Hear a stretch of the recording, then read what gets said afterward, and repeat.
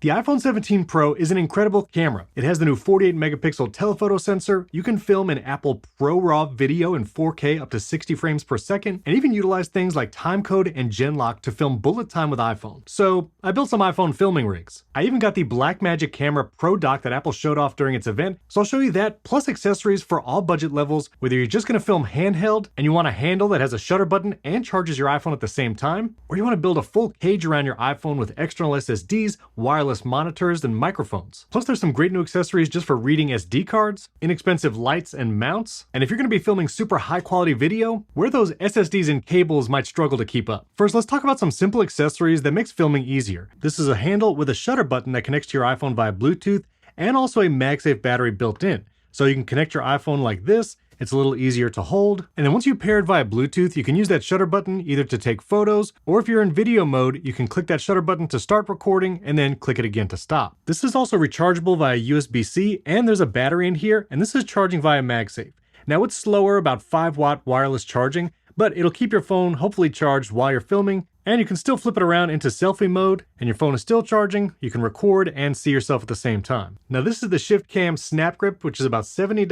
Belkin also came out with their own version recently. It's about $80. It does have a screen telling you the battery percentage on here, and it's a little larger capacity, 9.3 thousand, versus the SnapGrip's 3200 milliamp hours. But if you're just looking for a simple thing to throw in your bag that makes it a little easier to take photos and videos, I like the SnapGrip. Now if you're just looking to mount your phone on a tripod, I really like the Moment MagSafe mounts. One, because they're really strong. I've never had my phone fall off. I've used them lots of times. And they also have cold shoe mounts here that you can rotate around, so it's good for portrait or landscape. And it just has the tripod thread on the bottom. These little mounts make it really convenient just to take your phone on and off. It's a little pricey, and you can just get the clamp style mounts for much cheaper, but it's about $70. Or I'll talk about filming cages in a minute. SmallRig actually has a whole cage that also has a MagSafe attachment, plus quick release handles and all that. If you're looking for a cage, I really like the SmallRig. Now, if you're filming with like a mirrorless camera and you have some SD cards that you want to be able to read right from your iPhone or iPad, I really like these Anker SD card readers. Has the micro SD and full SD cards. You just slot the SD card into that adapter,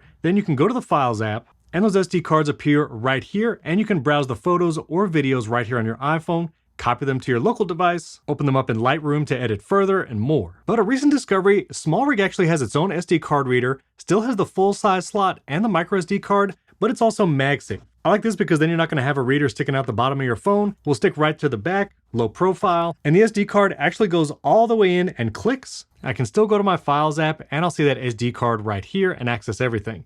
I like this. There's nothing sticking out. The SD card's not at risk of getting hit or knocked out of the adapter. And you just push the SD card in and it'll pop itself out. Unfortunately, this is not also a magnet, so you can't like attach this to any of these MagSafe mounts. But SmallRig, if you're watching, that would be pretty sweet. Also, if you just need a little light to attach to the back of your phone, Amaran actually makes a MagSafe attached light. So this sticks right on the back of your phone. You can open it up. This is actually a mirror, so if you want to be able to line yourself up and still use the rear camera on your phone, you can do that. It's rechargeable via USB-C. You can turn it on here, and you can actually switch it so there's lights around the mirror if you're going to use that rear camera, or you can switch it to the lights on the front side here.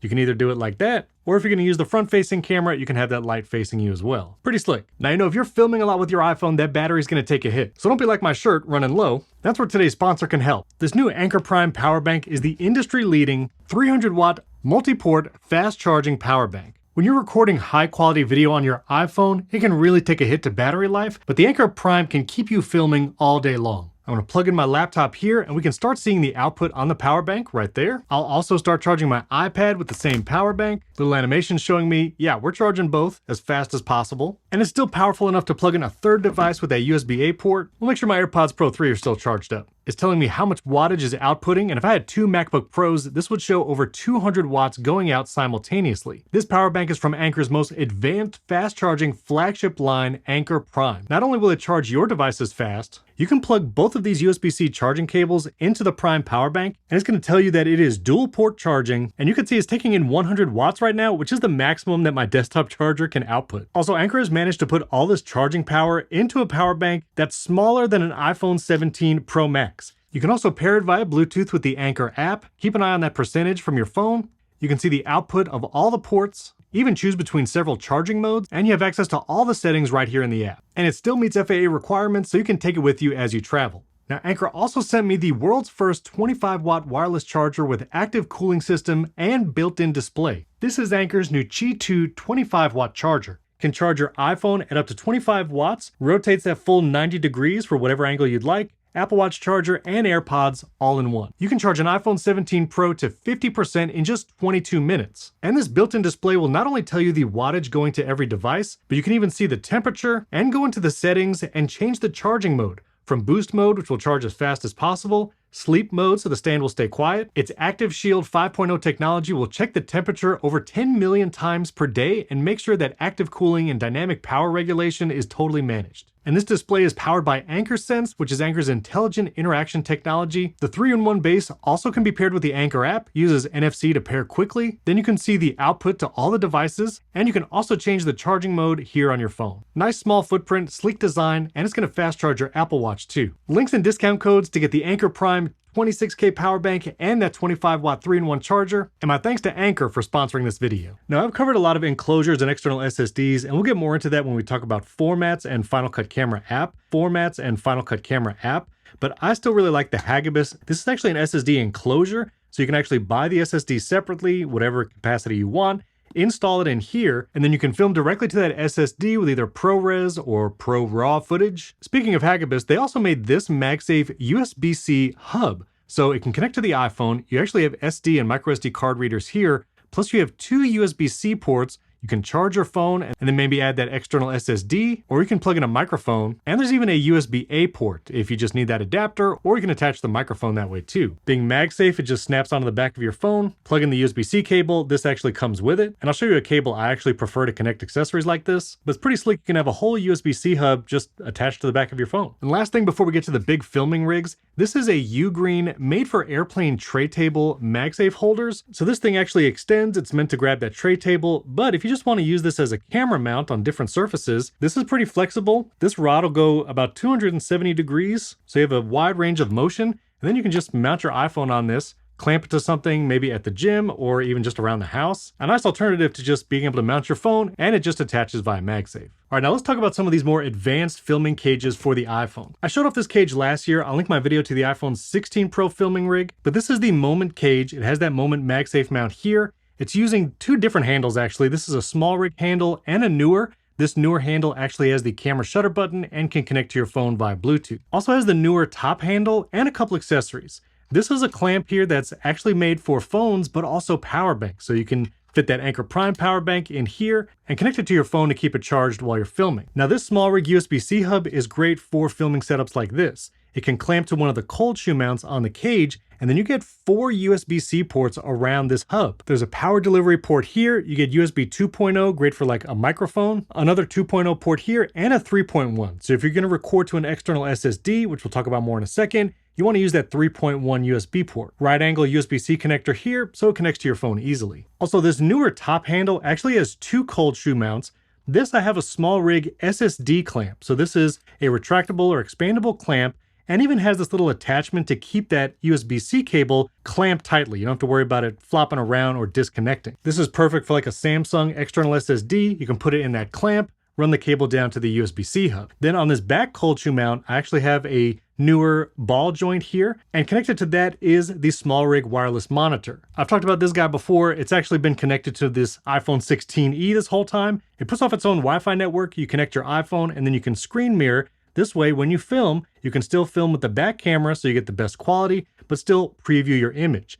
This connects via MagSafe to your iPhone, use that back camera, and then you can see yourself right there on the monitor. Now, when you're doing more advanced filming setups, using a Wi-Fi network and mirroring your display to a monitor like this, it might be a little processor intensive, and if you're gonna film ProRes video, I would recommend connecting an HDMI cable to an external monitor. This way the phone's not having to wirelessly transmit its display also. But if you're just using it for a quick video, maybe you're doing some short form, and you just wanna be able to see yourself while you're filming, I really like this SmallRig monitor. But now let's talk about this guy. This, I'm using a Joby tripod. I like these flexible tripod mounts, easy to either use those Moment MagSafe mounts or a clamp. I'm gonna take it off for now, but link will be down in the description. This is the new BlackMagic Camera Pro dock. Apple actually showed this specifically during the iPhone 17 live event. This is definitely a pro piece of equipment because you're gonna get multiple USB-C ports, 2 USB 3.2 ports, and 1 USB 2.0. So external SSD, maybe something else, and then you can use one for a microphone, but it also has audio input and output jacks. So you can have a microphone input like the DJI Mic Mini, which we'll test in a second,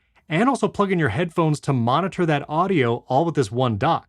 It also has SDI connectors for Genlock, so if you have a timecode generator, and trust me, I thought about buying like 30 of these and 30 iPhones and trying to do bullet time like Apple did in the event. That's really expensive. So if you want to support the channel, you can go to create.beard.fm. That's my shortcuts community. Become a paying member every month and you get access to my shortcuts GPT, shortcuts of the week, priority shortcuts requests, and more. I'll be honest, it's going to take a lot of members to try and buy 30 of these. It is $300, but this is definitely a pro piece of gear for your iPhone. It does come with this like dual screw attachment, so you can screw this onto the top. I'll use one of my Moment MagSafe mounts on the other side. And you do need to power this dock, so it comes with its own proprietary connector here. We'll plug that in, and you also get HDMI out, which we're gonna test. So let me put my iPhone 17 Pro Max here at the top. We'll plug in the dock. When you see it immediately started charging the iPhone. So you don't need to worry about actually keeping your iPhone charged. Side note, you can actually see Apple use these filming its MLB Friday Night Baseball games, which is pretty wild. All right, now that that's all connected, let's open the Final Cut Camera app. While you can film ProRes and log in the stock camera app, if you want to access the new ProRes RAW features, you do need the Final Cut Camera app, or I think the BlackMagic camera app is going to support that soon. But in the Final Cut Camera app, you have regular HEVC, which is like normal iPhone video, Apple ProRes, and then Apple ProRes RAW, which is massive file sizes, and even recording to an external SSD, I was only able to go a few minutes before it told me that the cable and SSD was not fast enough. Now this Samsung external SSD has always been fast enough even to record 4K ProRes at 120, so pretty wild it couldn't handle the ProRes RAW. Now I typically use this cable which I got on Amazon, which has pretty fast data speeds and it has that 90-degree connector on one side, but let's just use a Thunderbolt cable to be safe. Technically this dock does not support Thunderbolt, it's just USB 3.2, but just why not? So we have our external SSD connected. Let's connect our microphone, and I've been using the DJI Mic 3 and they're amazing. I love the compact form factor, much smaller than the DJI Mic 2, and they still record locally to the actual microphone. I wondered, how do you get it off? Because there's no USB-C port. Well, once you put them back in the case and connect the case to your computer, you can download those audio files directly off here, so you never have to worry about interference or wireless transmission if you're in like a busy conference center. Now you can connect the transmitter with that audio jack to the audio input over here, or I can just plug it into one of those other USB-C ports, and you can see the little audio levels on the iPhone in the Final Cut Camera app. It's getting audio from my lapel mic. Now that is covering up my HDMI port, so let's swap that out. Now I'm getting audio through that 1/8" connector. Then for a monitor, you can connect something like this Atomos monitor, but I'm actually gonna use my iPad. One of my favorite apps is the Orion app. That's by the Lux camera team that also makes Halide. Then I can use a simple adapter like this to go HDMI to USB-C. So I'm going out of the BlackMagic dock into the Orion app, and now I get a screen mirror of my iPhone with the Final Cut Camera app right there. So now I have my audio from the lapel mic. I'm sending the iPhone video to my iPad using the Orion app, that HDMI port on the BlackMagic dock. I have my external SSD connected. You can see ProRes right here, so it's going to be saving to that external drive. And I am ready to film some pro content. Pretty wild what you can do when you're filming with iPhone 17 Pro, which I did an entire review including video footage in action mode, the 4x and even 8x zoom using the new telephoto lens, so you can see my iPhone 17 Pro Max review right up here. And if you enjoyed this, subscribe to the channel and hit that like button. If you have any questions, leave them down in the comments. Links to everything I talked about is down in the description as well. Those are affiliate links and that supports the channel when you buy through my links as well. And like I mentioned, I do a lot of shortcuts here on the channel, and I was really excited with the macOS automations that came with macOS Tahoe and shortcuts powered by Apple Intelligence. So if you want to see my video walking through 10 really powerful shortcuts on the Mac, you can check out this video right here. Thanks for watching. I'll catch you next time.